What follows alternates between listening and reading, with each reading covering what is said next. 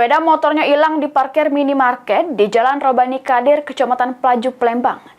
Korban Bertan Putra Perdana datangi sentra pelayanan kepolisian terpadu SPKT Polrestabes Palembang, bikin laporan polisi sambil bawa bukti video rekaman CCTV-nya.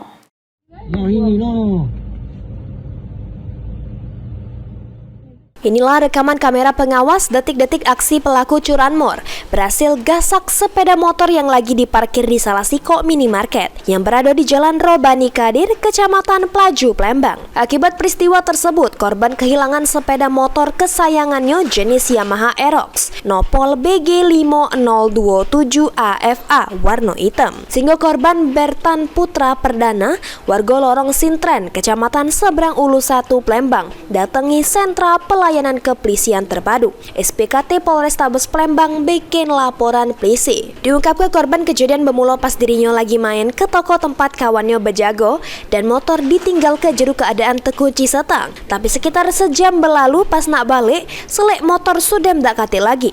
Pas dicek di kamera pengawas, bener baik dipaling pelaku yang guna ke helm. Awalnya itu main ke toko kawan. Oh lumayan, duduk di belakang itu. Pas malam nggak balik, motor tuh ada kaki lagi. Itu? Yo, hilang. Itu posisi dikunci? Dikunci stang. Kunci stang? Itu dipakai apa itu? Pakai Alfamart. Alfamart deh? Berapa lama kita pakai situ? Sejaman lah dari masuk dulu. 1 jam, lihat motor udah ada lagi itu? Lagi pas keluar. Kita lihat CCTV? Ada pelakunya. Itu ya? Yo. Berapa orang itu? 1 orang yang terlihat. Motor apa yang hilang? Aerox 2020. Laporan sudah diterima petugas piket SPKT, selanjutnya bakal ditindaklanjuti Satreskrim Polrestabes Palembang. Sama korban berharap pelaku bisa cepat ditangkap sehingga motornya balik lagi. Heri Wahyudi, PAL TV.